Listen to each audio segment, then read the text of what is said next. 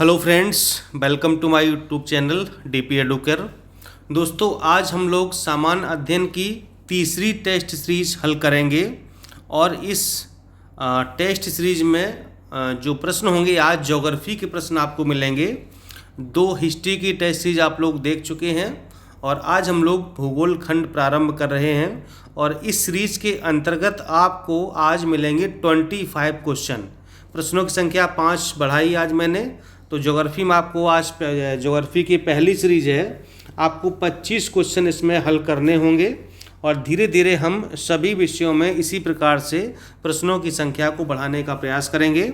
अभी बस आपको हम वार्म अप कर रहे हैं ताकि आप फ्लो में आ जाएं और थोड़े प्रश्न आसान भी रख रहे हैं। धीरे धीरे इनको हम मॉडरेट टू टफ करेंगे जिस प्रकार से परीक्षा में पूछे जा रहे हैं, और साथ ही हम लोग इसमें व्याख्या भी करेंगे। जो भी गलत विकल्प होते हैं या प्रश्नों से संबंधित जो भी जानकारी होती है उसकी हम लोग व्याख्या भी करेंगे। तो इसलिए ये थोड़ा वीडियो लंबा हो सकता है, लेकिन अगर आप इसको पूरा हल करते हैं और लास्ट तक देखते हैं तो निश्चित प्रश्नों की संख्या भले ही 25 हो, लेकिन कम से कम 50 से 60 सवाल आपके इस वीडियो में तैयार हो जाएंगे। इसलिए बिना स्किप किए पूरे वीडियो को बहुत ध्यान से देखना है और एक एक प्रश्न को बड़े ध्यान से हल करना है और जो व्याख्या मैं बताऊंगा उसको भी आपको करना है। ठीक है, आपको कुछ नहीं करना, आप बस इसको ऐसे ऑन करके रख दीजिए। आप इसके साथ कोई काम कर रहे हैं, आप खाना बना रहे हैं या कुछ भी कर रहे हैं, जैसे आप स्टूडेंट हैं, बाहर कमरा लेके रह रहे हैं, तो आप अपना कुछ काम भी करते रहिए, खाना बनाते रहिए या सब्जी काटते रहिए, जो भी काम कर रहे हैं, और साथ में इसको रख दीजिए, बस चलने दीजिए। ठीक है, मैं आपको पढ़ाता रहूँगा, आपको खाली सुनना है। ठीक है, और आपकी रिवीजन भी होती रहेगी। चलिए तो शुरुआत करते हैं। और अपने सामान्य अध्ययन के सभी नोट्स तैयार हो गए हैं। जिन लोगों ने अभी तक नहीं लिए हैं और ग्रुप में नहीं जुड़े हैं वो लोग ग्रुप में जुड़ सकते हैं इस नंबर के माध्यम से 6393350769। ठीक है, इस नंबर पर नोट्स लिख करके व्हाट्सएप कर देंगे तो आर ओ के और पीसीएस के नोट्स सभी आपको उपलब्ध करा दिए जाएंगे। ये नोट्स पूरे जीएस के, हिंदी के कंप्लीट होंगे। साथ में यूपी स्पेशल, करंट अफेयर्स, जनगणना, बजट, इकोनॉमिक सर्वे, करंट के आंकड़े सब आपको उपलब्ध कराए जाएंगे। ठीक है, पीसीएस की टेस्ट सीरीज प्रारंभ हो चुकी है, उसको आप ज्वाइन कर सकते हैं। इसी नंबर के माध्यम से संपर्क कर लीजिए, कॉल भी कर सकते हैं। ठीक है, दिन में आप कभी भी कॉल कर लीजिए, संपर्क कर लीजिए इस नंबर पर। और आरोग्य सीरीज भी जल्दी प्रारंभ होगी। चलिए फिर शुरुआत करते हैं बिना देर किए हम लोग और लाते हैं क्वेश्चन नंबर फर्स्ट। ये टेस्ट सीरीज जीएस की तीसरी है, लेकिन ज्योग्राफी की पहली सीरीज है ये। ठीक है, क्वेश्चन नंबर 1 पर आते हैं। क्षेत्रफल की दृष्टि से भारत का विश्व के देशों में कौन सा स्थान है? बताइए कौन सा स्थान है। इसकी भी व्याख्या हम करेंगे, इसमें कुछ संशोधन हुआ है, तो आंकड़े जो भी हमने नए नेट से, इंटरनेट से प्राप्त किए हैं उनको हम आपके सामने डिस्क्राइब करेंगे।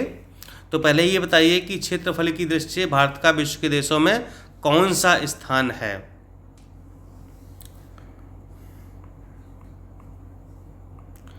दस से 15 सेकंड का आपको समय मिलेगा, आपको बताना है। और इसका आंसर आपका हो जाएगा, भारत का स्थान है आपका 7वां। ठीक है, और मैं आपको पूरा क्रम बता देता हूं कि विश्व में किस देश का क्षेत्रफल सबसे ज़्यादा है। तो देखिए, पहले नंबर आपका रूस है, इसके बाद आपका कनाडा है, इसके बाद आपका आ जाएगा अमेरिका, इसके बाद आपका आ जाएगा चीन। ठीक है, इसके बाद आपका आ जाएगा ब्राज़ील। ठीक, और इसके ब्राज़ील के बाद आज आपका आ जाएगा ऑस्ट्रेलिया, और ऑस्ट्रेलिया के बाद आपका आ जाएगा इंडिया। ठीक है, कितने हो गए? देखिए 7 देश हो गए हैं। रूस, कनाडा, यूएसए, चीन, ब्राज़ील, ऑस्ट्रेलिया और इंडिया। ठीक है, ये हो गया भारत का 7वां क्रम। पहले देखिए क्या था, पहले चीन का क्षेत्रफल अमेरिका के क्षेत्रफल से ज़्यादा था, तो चीन जो है तीसरे नंबर पर था, लेकिन अब चीन चौथे स्थान पर पहुंच गया है और अमेरिका आ गया है दूसरे स्थान पर, तीसरे स्थान पर। ठीक है, और जो 8वां स्थान आपका हो जाएगा वो अर्जेंटीना है, 9वां स्थान आपका हो जाएगा कजाकिस्तान का, और 10वां स्थान आपका हो जाएगा अल्जीरिया का। ठीक है, ये 10 देशों का क्रम है, हमने आपको बता दिया। रूस, कनाडा, अमेरिका, चीन, ब्राज़ील, अर्जेंटीना, इंडिया, सॉरी, ये यहाँ पर ये ऑस्ट्रेलिया है, Brazil, Australia, India, Argentina, Kazakhstan और आपका लास्ट हो जाएगा अल्जीरिया। ठीक है, ये 10 देशों का आपका क्रम है, याद रखिएगा। नेक्स्ट क्वेश्चन पर आते हैं। कर्क रेखा किस राज्य से होकर गुजरती है, बताना है आपको।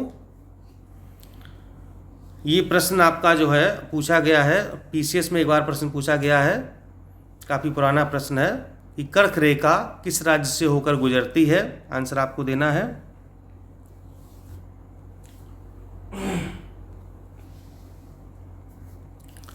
उड़ीसा, झारखंड, उत्तर प्रदेश या फिर आंध्र प्रदेश। और इसका आंसर आपका हो जाएगा झारखंड। झारखंड से होकर के कर्क रेखा गुजरती है। और आपको मैं बता दूं जो कर्क रेखा है वो भारत के कुल 8 राज्यों से होकर के गुजरती है। कितने राज्यों से? 8 राज्यों से होकर के गुजरती है। 8 के हम नाम बता देते हैं, ध्यान रखिएगा आप लोग। 8 नाम वो कौन से हैं? आप गुजरात, राजस्थान, मध्य प्रदेश, छत्तीसगढ़, झारखंड, पश्चिम बंगाल, त्रिपुरा और मिजोरम। इन 8 राज्यों से होकर के कर्क रेखा भारत में गुजरती है।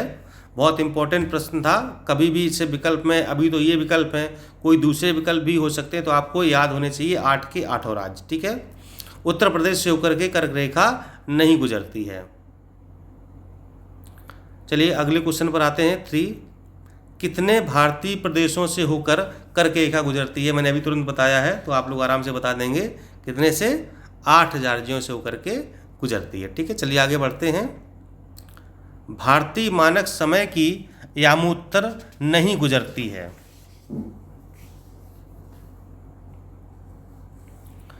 बताइएगा कहाँ से नहीं गुजरती है? आंध्र प्रदेश, छत्तीसगढ़, महाराष्ट्र या फिर उत्तर प्रदेश। और इसका आंसर सही हो जाएगा आपका महाराष्ट्र। ठीक है, भारतीय मानक समय की जो यामोत्तर रेखा वो कहाँ से नहीं गुजरती है? महाराष्ट्र से नहीं गुजरती है। आंध्र प्रदेश, छत्तीसगढ़ और उत्तर प्रदेश से होकर के ये गुजरती है। Next question. आज 25 क्वेश्चन आपको मिलने वाले हैं। वीडियो थोड़ा लंबा होगा इसलिए परेशान मत होइएगा, लेकिन 25 से क्वेश्चन भले ही संख्या, लेकिन कम से कम 50 क्वेश्चन आपके तैयार आज हो जाएंगे। भारतीय मानक समय की देशांतर रेखा 82 डिग्री 30 मिनट किस नगर से होकर गुजरती है? नागपुर, दिल्ली, पटना या फिर इलाहाबाद। आंसर आपको देना है। भारतीय मानक समय की देशांतर रेखा किस शहर से होकर गुजरती है? और इसका आपका सही आंसर हो जाएगा इलाहाबाद। ठीक है, जब ये प्रश्न पूछा गया था तो उस समय इलाहाबाद ही नाम था, लेकिन अब इसका नाम क्या हो गया है? अब आपका नाम हो गया इस शहर का प्रयागराज हो गया है। और प्रयागराज में एक जगह है नैनी। ठीक है, जो लोग प्रयागराज के निवासी हैं या आसपास के हैं या जो लोग रहे हैं इलाहाबाद में, प्रयागराज में, उनको पता होगा नैनी एक जगह है। तो नैनी से होकर के ये जो देशांतर रेखा है, जो आपकी 82 डिग्री 30 मिनट की जो देशांतर रेखा है, ये नैनी से होकर के गुजरती है। नेक्स्ट है, निम्नलिखित देशांतरों में कौन सा भारत की प्रामाणिक मध्याह्न रेखा कहलाता है? 87 डिग्री 30 मिनट पूर्वी, 85 डिग्री 30 मिनट पूर्वी, 84 डिग्री 30 मिनट पूर्वी या फिर 82 डिग्री 30 मिनट पूर्वी। बताएं कौन सा आंसर सही होगा?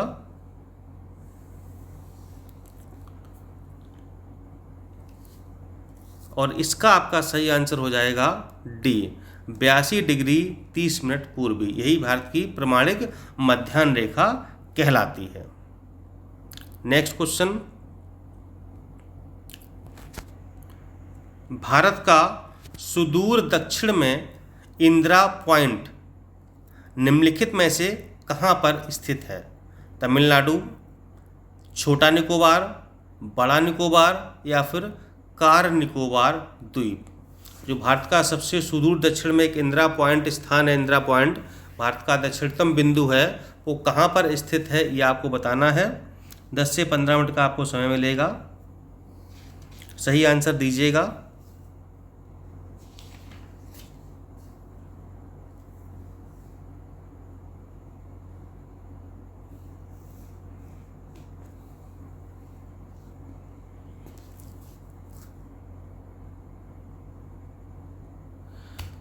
और इसका आपका सही आंसर हो जाएगा बड़ा निकोबार। ठीक है, जो भारत का सबसे सुदूरस्थ दक्षिणतम बिंदु है जिसका नाम इंदिरा पॉइंट है, ये आपका बड़ा निकोबार या इसी को हम ग्रेट निकोबार के नाम से भी जानते हैं, और ये बड़ा निकोबार या ग्रेट निकोबार में स्थित है, भारत का सुदूरतम दक्षिणी बिंदु इंदिरा पॉइंट। ठीक है, चलिए क्वेश्चन नंबर 8 पर आते हैं।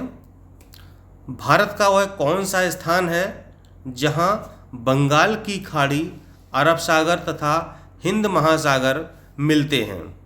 बड़ा अच्छा प्रश्न है कि जहां पर बंगाल की खाड़ी, अरब सागर और हिंद महासागर तीनों मिलते हैं, वह भारत का कौन सा स्थान है? कन्याकुमारी, इंदिरा पॉइंट, नागरकोइल या फिर रामेश्वरम?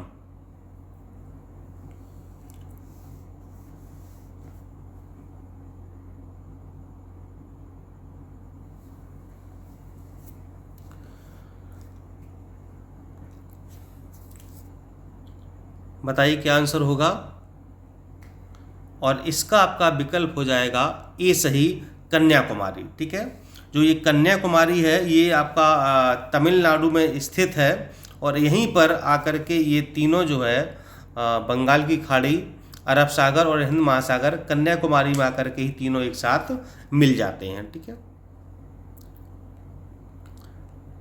9वां प्रश्न, निम्न में से किस राज्य की सीमा बांग्लादेश से नहीं मिलती है? बहुत कन्फ्यूजन वाला प्रश्न है। बांग्लादेश को आपको ध्यान से देखना है, एकदम से मैप पर आपका ध्यान केंद्रित होना चाहिए कि कहाँ पर बांग्लादेश लटका हुआ है और कौन सा राज्य है जिसकी सीमा जो है बांग्लादेश से नहीं मिलती है। कईयों बार ये प्रश्न पूछा गया है, देखते हैं कितने लोग सही आंसर देते हैं।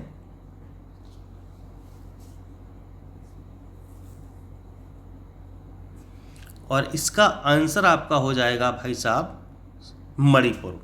ठीक है, मणिपुर से बांग्लादेश की सीमा नहीं लगती है। मणिपुर आप देखें नीचे लटका हुआ है तो इसकी सीमा नहीं लगती है। और बांग्लादेश से किन किन राज्यों की सीमा लगती है नाम जान लीजिए।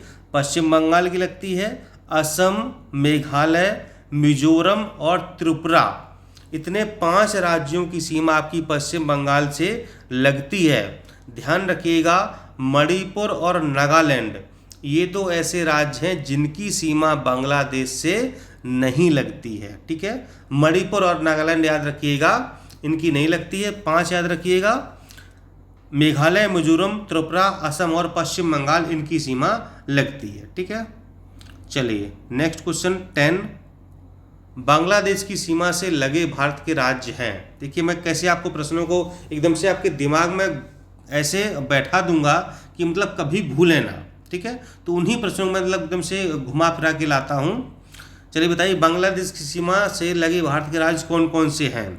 अब मैंने कौन कौन से मना किए थे कि भैया मणिपुर और देखिए नागालैंड बिल्कुल नहीं लगा हुआ। ठीक है, तो बस आंखों से मतलब आंखें बंद करिए और जहाँ पर नागालैंड मिले समझिए वो विकल्प नहीं है, जहाँ मणिपुर मिल जाए वो विकल्प है ही नहीं। ठीक है, तो देखिए ए में देखिए नागालैंड है मतलब विकल्प नहीं है, बी नागालैंड है विकल्प नहीं होगा, सी में नागालैंड भी नहीं है और मणिपुर भी नहीं है, डी में नागालैंड भी है मणिपुर भी है, तो विकल्प क्या सही होगा?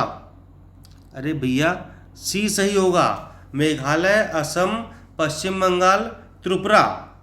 ठीक है, इतने की जो है सीमा लगती है। और एक आपका हो जाएगा मिजोरम। ठीक है, अगर मिजोरम भी यहाँ जोड़ दिया जाता तो ये 5 राज्य आ जाते।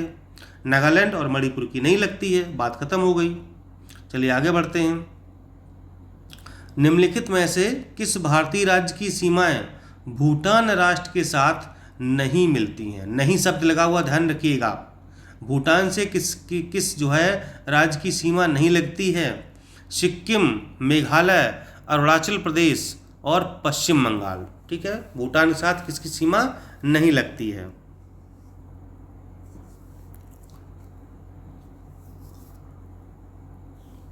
बताइए क्या आंसर सही होगा।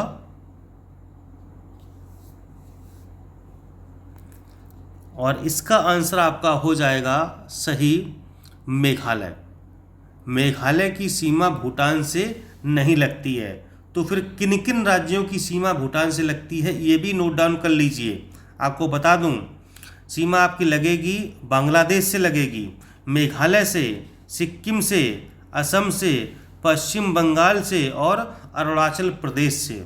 इतने राज्यों से लगेगी। मैं रिपीट कर रहा हूँ, असम, अरुणाचल प्रदेश, पश्चिम बंगाल, सिक्किम, मेघालय से सीमा लगती है। ठीक है, भूटान के साथ। देखिए इसमें मेघालय की सीमा नहीं लगेगी। ठीक है, मेघालय की सीमा बांग्लादेश से लगती है, तो इसमें आपका जो है मेघालय यहाँ बताया जा रहा है। ठीक है, तो भूटान की सीमा किससे लगती है, मैं एक को फिर से रिपीट कर दूँ, सिक्किम, पश्चिम बंगाल, असम और अरुणाचल प्रदेश। ठीक है, इन 4 राज्यों की, अरुणाचल प्रदेश, असम, पश्चिम बंगाल और सिक्किम, इन 4 राज्यों की सीमा भूटान से लगेगी, जबकि मेघालय की सीमा आपकी लगेगी बांग्लादेश से। ठीक है, इसमें क्लेरिफिकेशन कर लीजिए। क्वेश्चन में 12 पर आते हैं, कौन से भारतीय राज्य की अधिकतम सीमा म्यांमार से स्पर्श करती है। अधिकतम सीमा पूछा गया है, म्यांमार से स्पर्श करती है मणिपुर, अरुणाचल प्रदेश, मिजोरम या फिर नागालैंड।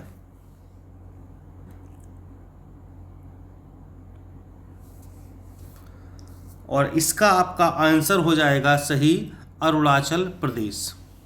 अरुणाचल प्रदेश की सबसे ज़्यादा सीमा म्यांमार से लगती है, जो म्यांमार का पूर्व नाम था बर्मा जिसको हम कहते थे, तो म्यांमार से लगती है। और किन राज्यों की सीमा म्यांमार से लगती है अरुणाचल प्रदेश के अलावा, ये भी नोट डाउन कर लीजिए। तो नागालैंड, मणिपुर और मिजोरम, नागालैंड, मणिपुर और मिजोरम, यानी जितने भी विकल्प राज्य दिए गए हैं सबकी सीमा म्यांमार से लगती है। इन्हीं 4 राज्यों की सीमा म्यांमार से लगती है, लेकिन इसमें से सबसे ज़्यादा अरुणाचल प्रदेश की सीमा लगती है म्यांमार से। ठीक है, चलिए, नेपाल के पड़ोसी राज्यों का युग्म है सिक्किम, भूटान, असम, बिहार, सिक्किम, बिहार, उत्तर प्रदेश, हरियाणा। नेपाल के पड़ोसी भारतीय राज्यों का युग्म है। कौन से ऐसे 2 राज्य हैं जिसकी दोनों की सीमा नेपाल से लगती है, तो इसका आपका आंसर हो जाएगा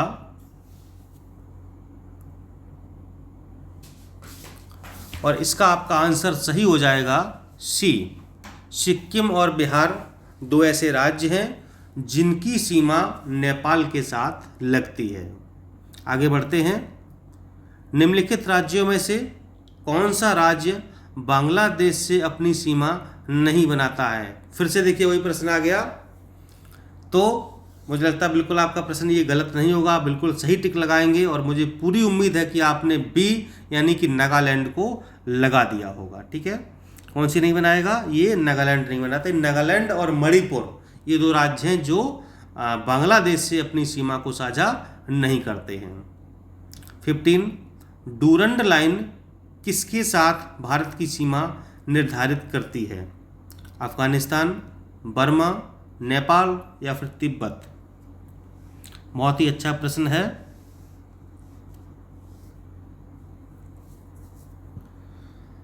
और आपका यहाँ पर आंसर हो जाएगा अफगानिस्तान। ठीक है, अफगानिस्तान के साथ भारत और अफगानिस्तान के बीच में कौन सी सीमा रेखा है, कौन सी लाइन है, डूरंड लाइन है या डूरंड सीमा रेखा खींची गई है। नेक्स्ट, भारत तथा पाकिस्तान के मध्य सीमा रेखा एक उदाहरण है अध्यारोपित सीमा का, पूर्ववर्ती सीमा का, अवशिष्ट सीमा का या फिर परवर्ती सीमा का। सोच समझ के आंसर दीजिएगा, क्या सही होगा।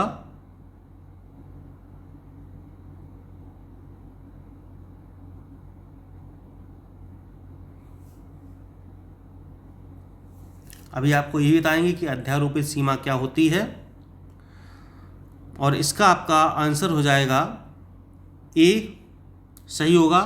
और भारत तथा पाकिस्तान के मध्य जो सीमा रेखा खींची गई है कौन सी है, वो भारत और पाकिस्तान के बीच में कौन सी सीमा रेखा है, रेड क्लिफ सीमा रेखा जिसको हम कहते हैं। भारत और पाकिस्तान के मध्य में जो रेड क्लिफ सीमा रेखा है वो एक अध्यारोपित सीमा का उदाहरण है।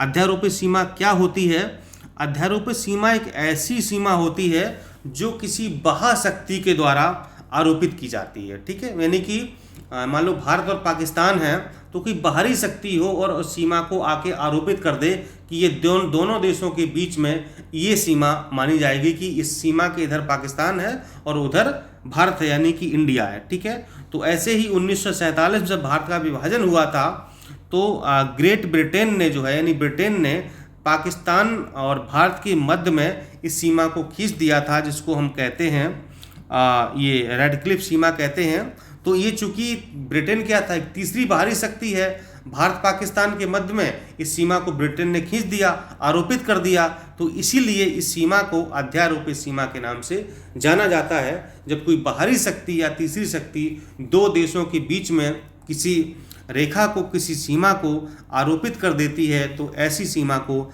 अध्यारोपित सीमा के नाम से जाना जाता है। आगे बढ़ते हैं 17 पर। वीडियो देखिए, थोड़ा सा लंबा हो रहा है लेकिन मज़ा आ रहा, मतलब आपको बहुत मज़ा आ रहा होगा ना, कि मतलब एकदम इतनी अच्छी खासी जानकारी मिल रही है, बढ़िया आपकी रिवीजन हो रही है। तो रेड क्लिफ रेखा कौन सी है? अमेरिका कनाडा सीमा रेखा, भारत पाकिस्तान सीमा रेखा, भारत चीन सीमा रेखा, या फिर रूस फिनलैंड सीमा रेखा? बताएं कौन सा सही होगा। अभी मैंने इससे पहले डिफाइन किया था, तो आपने बिल्कुल सही आंसर लगाया होगा। रेड क्लिफ रेखा अर्थात भारत पाकिस्तान सीमा रेखा। आगे बढ़ते हैं बिना देर किए 18 पर। मैकमोहन रेखा सीमा बनाती है भारत एवं चीन के बीच, भारत एवं पाकिस्तान के बीच, भारत एवं म्यांमार के बीच, या फिर भारत एवं नेपाल के बीच? बताइए। मैकमोहन रेखा, ये हमारे नोट्स में सारे इनके बारे में बड़ा डिटेल दिया गया है कि इसको रेड क्लिफ क्यों कहते हैं, मैकमोहन रेखा क्यों कहते हैं। ठीक है, तो ये जो ज्योग्राफी का आपको नोट्स मिलेगा, तो उसमें बहुत एकदम पूरा डिटेल में समझाया गया है कि ये मैकमोहन कौन थी, कैसे खींची गई है, कब खींची गई है, तो ये सब बताया गया है। तो इसलिए आप लोग नोट्स को ज़रूर पढ़िएगा, नोट्स को आप लोग जो है ले लीजिए, ग्रुप में जुड़ जाइए, तो उससे आपको बड़ा फ़ायदा होगा। ठीक है, चलिए, तो इसका आंसर आपका हो जाएगा ए, मैकमोहन रेखा भारत और चीन के मध्य में खींची गई है। 19 पर आते हैं। किसके द्वारा भारत श्रीलंका से अलग होता है? सुएज नहर, पाक जल डमरू, ये जल डमरू है, ध्यान रखिएगा, जो यहाँ पर ये लिखा हुआ है ये जल डमरू है, जल डमरू मध्य। ठीक है, क्या है? जल डमरू मध्य है, ध्यान रखिएगा। खंबात की खाड़ी या फिर कच्छ की खाड़ी?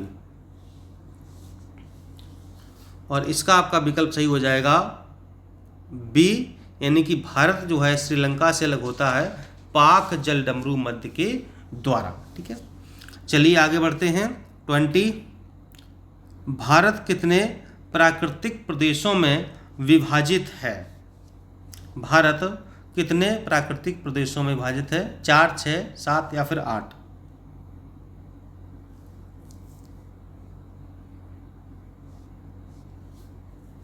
और इसका आंसर आपका हो जाएगा 4। भारत को 4 प्राकृतिक प्रदेशों में विभाजित किया गया है और उनके नाम है, पहला आपका है उत्तर भारत का पर्वतीय क्षेत्र, दूसरा है विशाल मैदान, तीसरा है प्रायद्वीपीय पठार, और चौथा आपका हो जाएगा तट और द्वीप। ठीक है, तो भारत को 4 प्राकृतिक प्रदेशों में विभाजित किया गया है। 21 21 क्वेश्चन 21वां। उत्तराखंड के किस भाग में पाताल तोड़ कुएं पाए जाते हैं? भावर में, तराई में, शिवालिक पहाड़ियों में, या फिर उपयुक्त में से कोई नहीं? कहाँ पर पाताल तोड़ कुएं पाए जाते हैं, बताइए।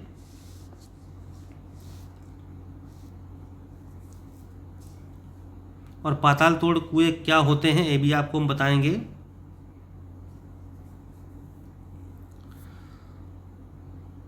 और इसका आंसर आपका हो जाएगा तराई में। उत्तराखंड के किस भाग में? तराई वाले भाग में पाताल तोड़ कुएं पाए जाते हैं। ठीक है, अब देखिए पाताल तोड़ कुएं होते क्या हैं?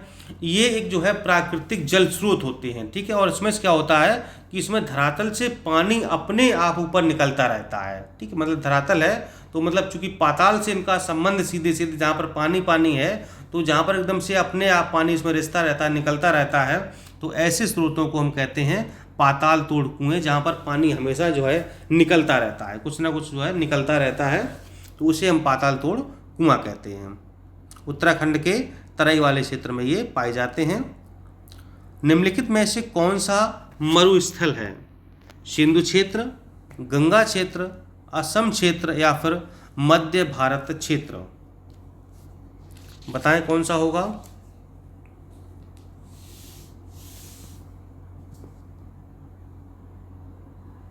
और इसका आपका आंसर हो जाएगा सिंधु क्षेत्र। ठीक है, कौन सा मरुस्थल का उदाहरण है? मरुस्थल है ये सिंधु वाला क्षेत्र है, वो आपका मरुस्थल क्षेत्र है। नेक्स्ट 23 पर आते हैं। उत्तर भारत में उप हिमालय क्षेत्र के सहारे फैले समतल मैदान को क्या कहा जाता है? तराई, दून, खादर या भाबर? प्रश्न को बड़े ध्यान से पढ़िएगा। उत्तर भारत में उप हिमालय क्षेत्र के सहारे फैले समतल मैदान को क्या कहा जाता है?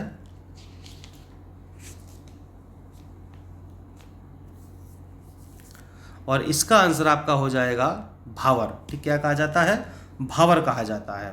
भावर क्षेत्र क्या होता है, खादर क्या होता है, तराई क्या होता है, ये सारे आप हमारे जो है नोट्स में समझाए गए हैं, तो उसको आप लोग जरूर पढ़ लीजिएगा।